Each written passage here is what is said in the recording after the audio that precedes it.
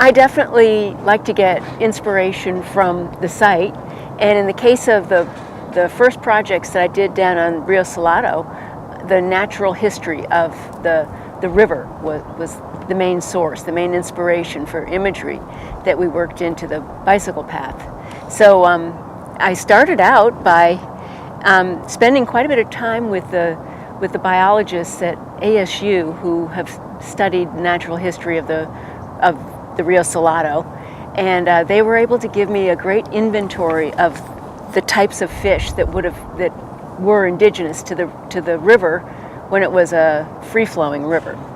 Then, of course, history took its toll on the river, and we got the Roosevelt Dam, and then the river was more often a dry riverbed than a flowing river. So the species that used to be, endemic to this particular river were the Colorado squawfish, razorback sucker, bony-tailed chub, and then quite a few smaller fish like pupfish and dace. But those species were the ones that I used as the basis for imagery for the stamps in the bicycle path.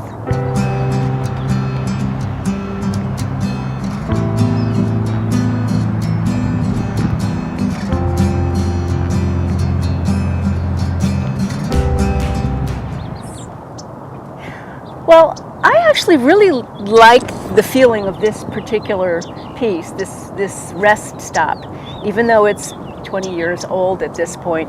I actually love how the setting has grown up around it, and actually the history of this piece is that it has been transplanted. It used to be half a mile down the riverbank, but then we moved it up here when the marina went in. So I just love having the trees grown up, and what's happening on the riverbanks is just so nice. It's just a wonderful little place to rest. Okay.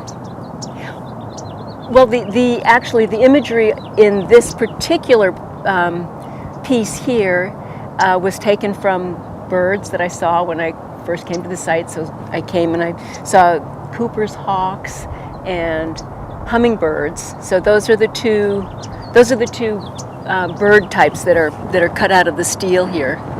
I think that what I hope people would respond would be that they would sort of turn their attention to what birds might be flying around right now. Like, we are hearing some birds, and I'm not exactly sure what kind of birds they are.